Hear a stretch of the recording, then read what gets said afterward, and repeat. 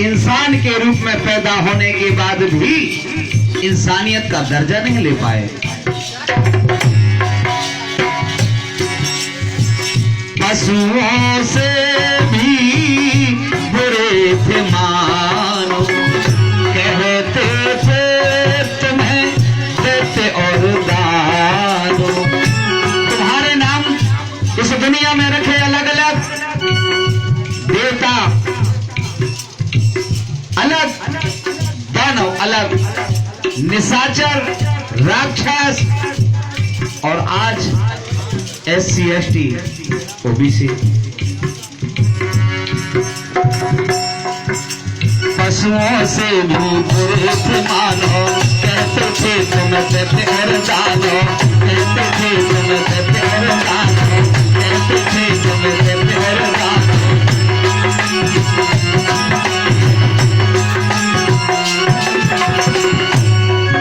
अरे कीचड़ में से तुम्हें निकाला, कीचड़ में से हमें निकाला, कुर्सी दे दी थी।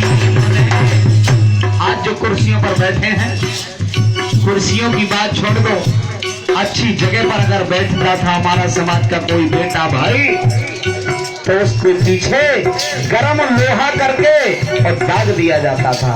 लेकिन बाबा साहब अम्बेडकर ने आप लोगों को कुर्सी दिया, अच्छा किया कि बुरा किया? अच्छा किया। तो अच्छे के लिए तालियां तो बजाई जा सकती हैं कि बाबा साहब ने हमें मान सम्मान दे दिया। अरे कीचड़ में से हमें निकाला, कुर्सी दे दी भीम ने, सुन भाई मेरे सोए थे जगाया बाबा भीम ने, सुन भाई मेरे सोए थे जगाया बाबा भीम ने।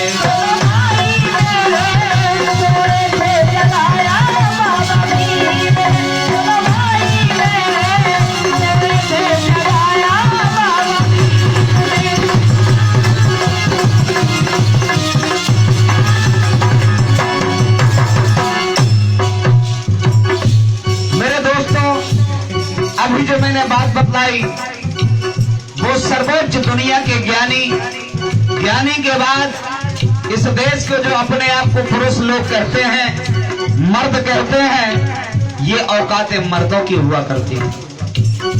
जब मर्दों की ये औकात थी तो जो मेरी माताएं बहनें बैठी हैं, आजादी की 70 साल के बाद भी अपने सर को, अपने चेहरे को सबके सामने नहीं रख पा रही, घूंघट का जाल आज तक नहीं काट पा रही, उनकी क्या औकात रही होगी? क्या औकात रही होगी? इस देश के अंदर औरत को टेबल कुर्सी से भी बदतर समझा जाता था, उपयोग करने की वस्तु मानी जाती थी। लेकिन बाबा साहब अम्बेडकर ने कानून बना दिया, और ऐसा कानून बना दिया कि आज हमारी माताएं बहनें भी हर ऑफिस में पढ़ने लिखने का अधिकार देने के बाद मास्टर, पटवारी, डॉक्टर, विधायक, सांसद, यहाँ तक कि इस देश के अंदर पंडित जवाहरलाल नेहरू की बेटी इंदिरा गांधी को इस देश का प्रधानमंत्री बनने का मौका दिया तो बाबा साहब अम्बेडकर के संविधान ने दिया। इस देश के अंदर प्रतिभा देवी सिंह पाटिल को राष्ट्रपति बनने का मौका दिया तो बाबा साहब अम्बेडकर ने दिया। मेरे दोस्तों, तो माताएं बहनें भी बाबा साहब अम्बेडकर की एहसानमंद होनी चाहिए। एक बार चाहूंगा कि मेरी माताएं बहनें बाबा साहब का जोरदार तालियां बजाकर के सम्मान करें।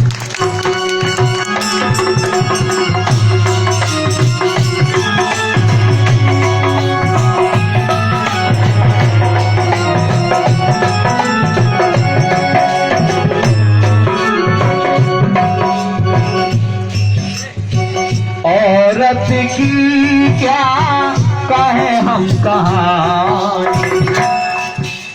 अगर पति मर जाता था, मुझसे ज्यादा जो बुजुर्ग हैं उनको मालूम होगा, अगर भरी जवानी में किसी पत्नी का पति मर गया तो नारी को उस पति के साथ जिंदा जला दिया जाता था। इस देश के अंदर, इस देश के अंदर नारी को जिंदा जला दिया जाता था। पति के मरने के बाद पत्नी का सर मुड़वा दिया जाता था। सारी जिंदगी बेवा बनकर रहना पड़ता था। लेकिन बाबा साहब अम्बेडकर ने पुनर्विवाह का कानून बनाया। मर्द तो ऐसा होता था कि अगर किसी भी मर्द की एक पत्नी मर जाए तो वो तुरंत 6 महीने बाद शादी कर लेता था, दूसरी मर जाए तो तीसरी शादी कर सकता था। लेकिन इस देश के अंदर अगर किसी पत्नी का पति मर जाए तो या तो उसे जिंदा जला दिया जाता था या सर मुड़वा करके सारी जिंदगी विधवा रहना पड़ता था। लेकिन बाबा साहब अम्बेडकर ने पुनर्विवाह की व्यवस्था दी और पुनः पूरी जिंदगी को दूसरी तरह से सजाने का मौका दिया। इसके लिए भी बाबा साहब का एहसानमंद होना चाहिए और तालियां बजा करके आप लोग सम्मान करें बाबा।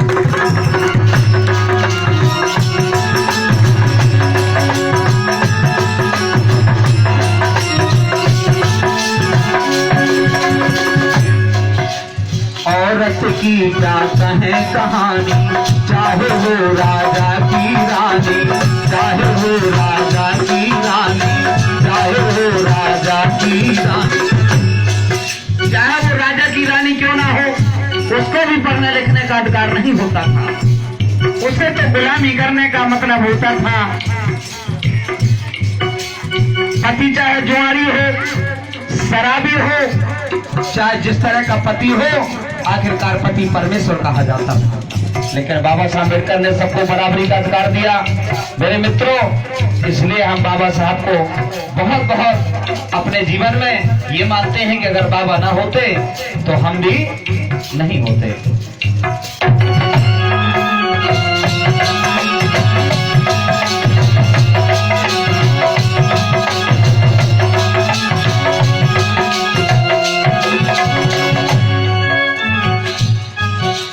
तोड़ गुलामी की जंजीरें, तोड़ गुलामी की जंजीरें, हक दिलवाया भीम ने, सुन भाई मेरे छोरे थे जगाया बाबा भीम ने, सुन भाई मेरे छोरे थे जगाया बाबा भीम ने, सुन भाई मेरे छोरे थे जगाया बाबा भीम ने, सुन भाई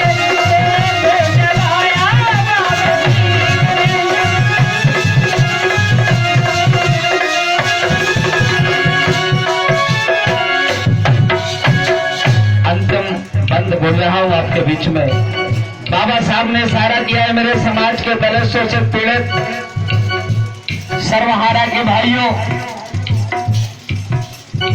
इस भारतवर्ष में दुनिया की ऐसी कोई इमारत नहीं जहां तुम्हारा पसीना न लगा हो, दुनिया की ऐसी कोई सड़क नहीं जहां तुम्हारा पसीना न गिरा हो, दुनिया में ऐसी कोई फैक्ट्री नहीं बनी जहां तुम्हारा पसीना न लगा हो।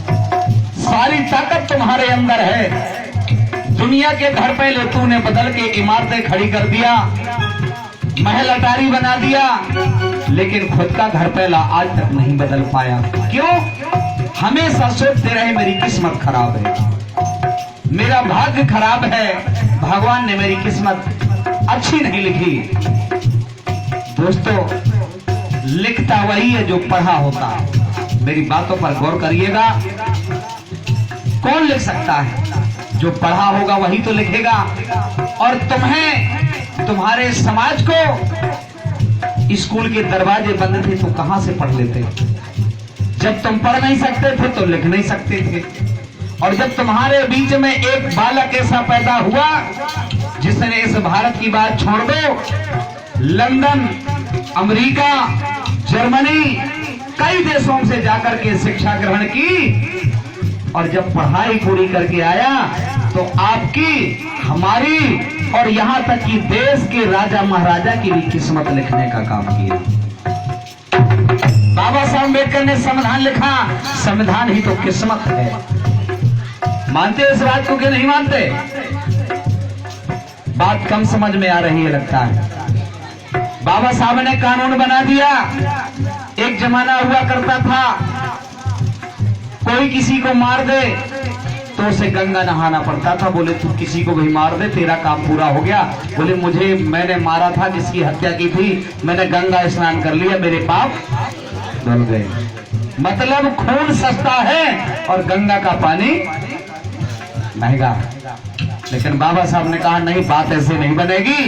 अगर तुम जीव हत्या करोगे तो 300 रुपए पकड़े जाओगे, तुम चोरी करोगे तो 420 की धारा में पकड़े जाओगे, व्यभिचार करोगे तो 376 में पकड़े जाओगे। हर जगह से बाबा साहब ने बंदिश लगा दी और इंसान को इंसानियत का दर्जा दिला दिया। मेरे दोस्तों, इंसान को ये बता दिया कि अब तुम इंसान हो गए हो।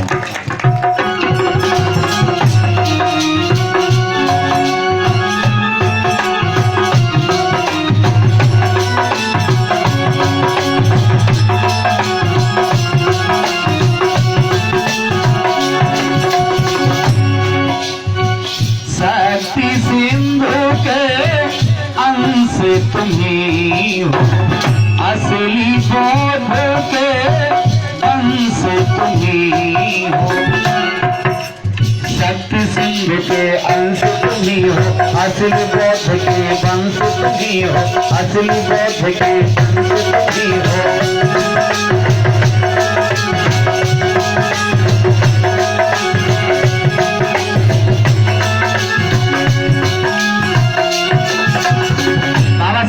तुम्हारे होने से तेरी तकदीर नहीं बदलेगी, किस्मत को कोसते रहोगे कुछ होने वाला नहीं है, पत्थरों पर सर पटकते रहोगे कोई फायदा होने वाला नहीं है।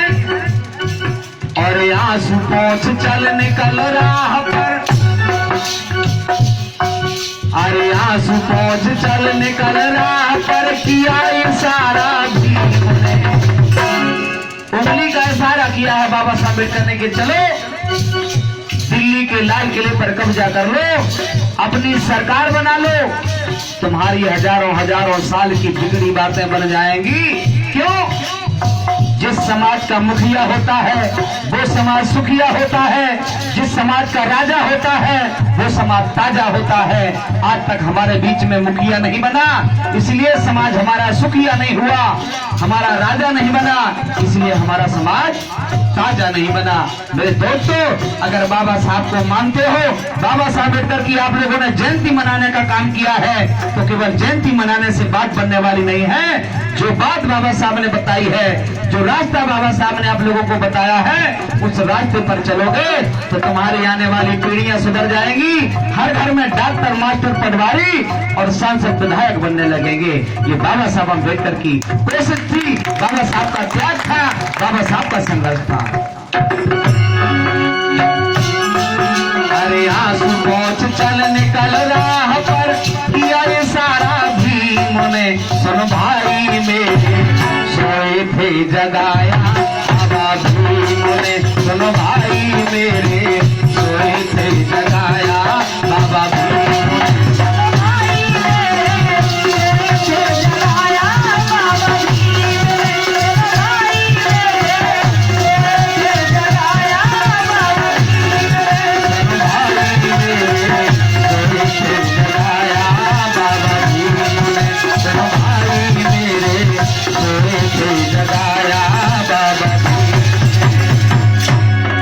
तालियां बजाते बाबा साहब के लिए बहुत बहुत धन्यवाद।